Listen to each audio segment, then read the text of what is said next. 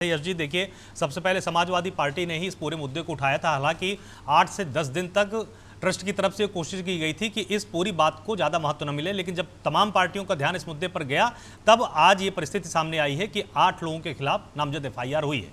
क्या लगता है आपको कि सरकार सही दिशा में काम कर रही है, या फिर जिस तरह से बीजेपी का कहना है कि भाई टीवी पर बैठकर आरोपी ना बनाए, जांच होने दीजिए, यही पर्याप्त है? आलोक जी, अगर सही दिशा में काम हो रहा था तो भारतीय जनता पार्टी का जो काम करने का तरीका है योगी पार्ट 1, योगी पार्ट 2 में, तो अभी तक किसी के घर पे बुलडोजर चल चुका होता। अभी तक किसी का हाफ एनकाउंटर या फुल एनकाउंटर हो चुका होता। पर क्या आपको दिखा? एसआईटी गठित करने के लिए माननीय अखिलेश यादव जी ने यह कहा, जब सबसे पहले सवाल उठाया था, उन्होंने ये कहा कि न्यायालय संज्ञान लेते हुए काम करे। न्यायालय पे सबको भरोसा है। भारतीय जनता पार्टी, आरएसएस, विश्व हिंदू परिषद ने देश भर में उधम मचाने के अलावा कुछ नहीं किया।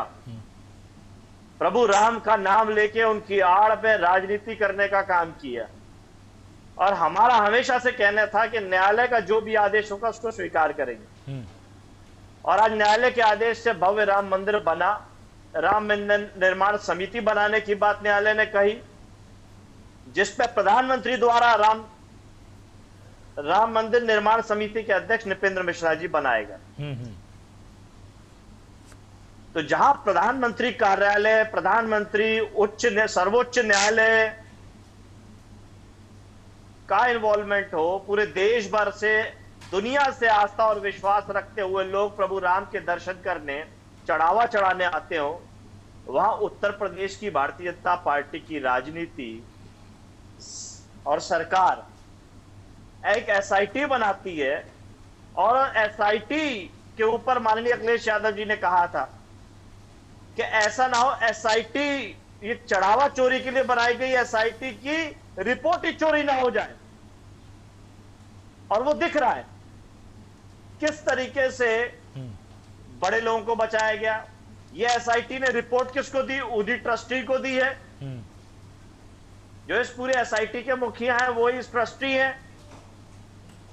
तो अगर चोरी उन्होंने की है, ट्रस्ट में से लोगों ने चोरी की है, तो कैसे ट्रस्ट को चोरी बताया जाएगा? और ये नाटक नौटंकी जो दो लोगों के इस्तीफे की गई है, ये स्वीकार नहीं है। जब निजी शैक्षणिक संस्थान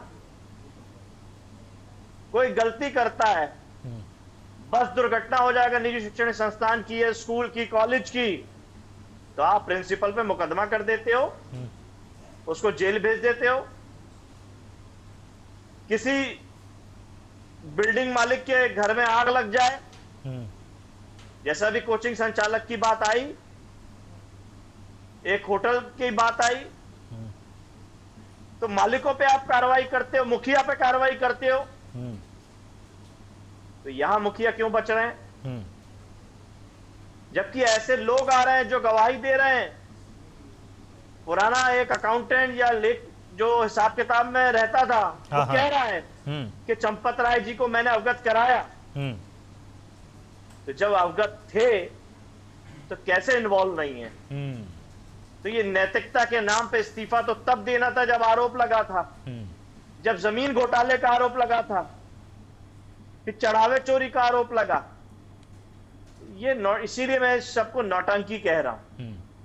पूरा विश्व हिंदू परिषद, आरएसएस और भाजपा चढ़ावा चोरी करने के लिए आज से नहीं, 90 के दशक से चोरी करने में लगे हैं।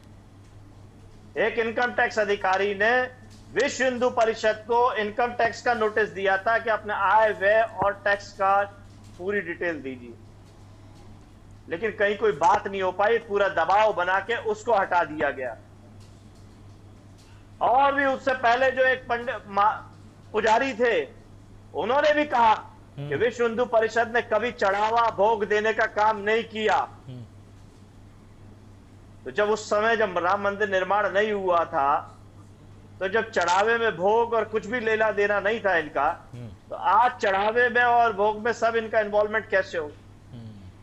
क्योंकि ये लालची लोग हैं, ये लोगों की आस्था और भावना को लूट रहे हैं, चढ़ावे को लूट रहे हैं, डकैती कर रहे हैं, और इनको कठोर से कठोर, ये चोरी का मामला नहीं है, ये लोगों की आस्था और भावना का खेल है। इसमें दुनिया में हमारा भारत बदनाम हुआ है, सनातन बदनाम हुआ है। बिल्कुल।